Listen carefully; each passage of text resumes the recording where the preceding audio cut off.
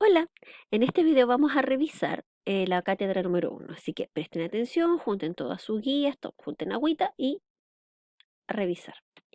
Ustedes van a imaginar que son los flamantes profesores en práctica de un tercero básico en una escuela municipal de Arica. Ya, esta escuela, este curso en particular, tiene mucha diversidad cultural. Tienen alumnos de Chile, de Perú, de Bolivia, de Colombia, estudiantes de etnia quechua, aymara, mapuche, diversidad. El tema es que tienen problemas en la asignatura de lenguaje porque, bueno, debido a la pandemia tuvieron dificultades en el aprendizaje. Recuerden, 2019 estallido social, 2020 pandemia, 2021 pandemia todavía. Y con esta realidad como base se van a enfrentar a los siguientes desafíos o preguntas que pondrán a prueba sus conocimientos en lenguaje, ¿ya? Con paciencia, con la guía 3, 4 y 5 en la mano, ya desayunados, almorzados o tomados 11, van a contestar qué harían o qué dirían en las siguientes situaciones, ¿ya? Bueno, ustedes observan que la profesora jefe, realiza al menos una vez a la semana algún juego tradicional. Al menos una vez a la semana algún juego tradicional. Explíquenme por qué creen que ella lo hace. Ojo, no se olviden de la realidad del curso. Juego tradicional. Busquen en sus guías cuando hablamos de juego tradicional. ¿Ya? Pregunta número 2. Su profesora colaboradora, o sea, la profesora jefe del curso, le pide que lea un texto y después le haga preguntas a su estudiante.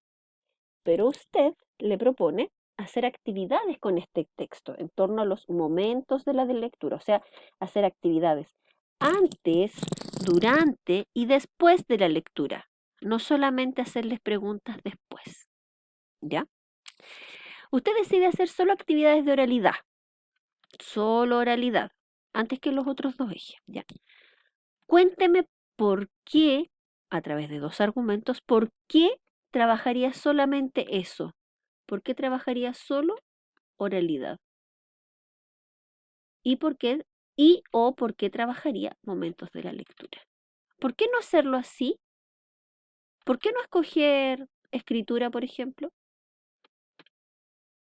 Cuénteme, ¿por qué escogería esto? ¿Ya? Pregunta 3. Sobre esta misma actividad, la que usted le propuso a la profesora. Mencióneme, cuénteme nomás, nómbreme las actividades que haría en el antes, en el durante y en el después. Cuénteme, ¿cuál sería? No me las explique, cuéntemelas nomás, ¿ya? Y lo que sí tiene que hacer es explicarme cómo se relacionan estas actividades. ¿Cómo se relacionan? O sea, la razón por la que usted las escogió. Porque trabajan tal cosa, trabajan tal habilidad o trabajan esta otra, o porque trabajan esto, porque se pueden evaluar así, usted me dice, ¿ya? Usted escoge y usted me dice por qué las escoge, ¿ya? Pregunta número 4. Según su opinión, considerando las características del curso, ojo, siempre en consideración a las características del curso. ¿Cuál sería el componente del lenguaje? ¿Se acuerdan de los componentes del lenguaje? Búsquenlos en la guía. ¿Cuál es el componente del lenguaje que cree que se debería trabajar en este curso? Ojo, aquí no hay respuestas buenas ni malas. Solamente el argumento que usted me dé es el relevante aquí. Ya, un argumento, o sea, una cuestión más profunda. Ya, no nombrar. Un argumento. Explíqueme, fundamente, justifique su respuesta. ¿Ya? Pregunta número 5. Estamos hablando de esta misma actividad, de la que está en la 2 y la 3. Para esta misma actividad, usted tiene que hacer una pauta de evaluación, ¿ya? Pero no cualquier pauta, tiene que ser en base a la evaluación auténtica. Eso lo vimos también, ¿se acuerdan? Busquen en la guía. Mencionen cómo me estructurarían esta evaluación. Cuéntenme qué tipo de evaluación usarían, qué tipo de discurso escogerían y el registro de habla. ¿Ya? Solamente me los nombran. Dice, mencione, lo nombran. Tipo de evaluación, tanto, texto, tanto y esto, tanto. Lo que sí es que me tiene que explicar por qué escogería esos indicadores. ¿Por qué esto? ¿Por qué esto? Y por qué esto lo puede hacer como una sola respuesta, explicándome todo. ¿Ya? Ojo, en continuación con esta pregunta, no se olvide de los códigos no verbales y paralingüísticos. Esos también salían en la guía. Búsquelos. No los olvide y cuénteme al menos 2 que usaría para evaluar en esta misma pauta cuáles usaría y por qué. Cuénteme cuáles usaría y por qué. ¿Ya? Número 7. La actividad resulta, aunque con dificultades. Sin embargo, usted está convencido o convencida de que es necesario seguir haciendo otras actividades de este tipo. Cuénteme, explique qué razones le daría a la supervisora y a la colaboradora sobre por qué es importante que los estudiantes sigan teniendo variadas posibilidades de hablar con distintos propósitos. Esto también lo conversamos y lo revisamos. Cuéntenme, yo parto de la base en que ustedes están seguros de que es necesario que sus estudiantes sigan teniendo posibilidades de hablar con distintos propósitos. Entonces ahora yo les estoy pidiendo 2 argumentos para apoyar esta idea. ¿Ya? Revisen los videos, revisen las guías. Recuerden lo que ustedes conversaron, lo que ustedes comentaron, revisen sus apuntes. ¿Ya? Número 8. La profesora le pide que en la siguiente clase continúen trabajando el mismo texto, pero ahora a través de la escritura. O sea, quiere que ellos redacten un texto, que escriban. Usted diseña la pauta o la guía de trabajo. Entonces cuénteme 6 elementos que debería tener en consideración el escritor estudiante al momento de redactar.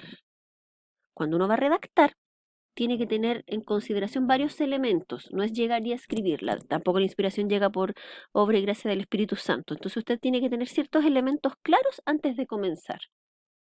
Son varios, yo solo le estoy pidiendo que me mencione 6, ¿ya? Y cuénteme también por qué debería trabajar con eso en mente, porque es importante que el estudiante tenga esas cosas claras antes de comenzar, ¿ya? Número 9.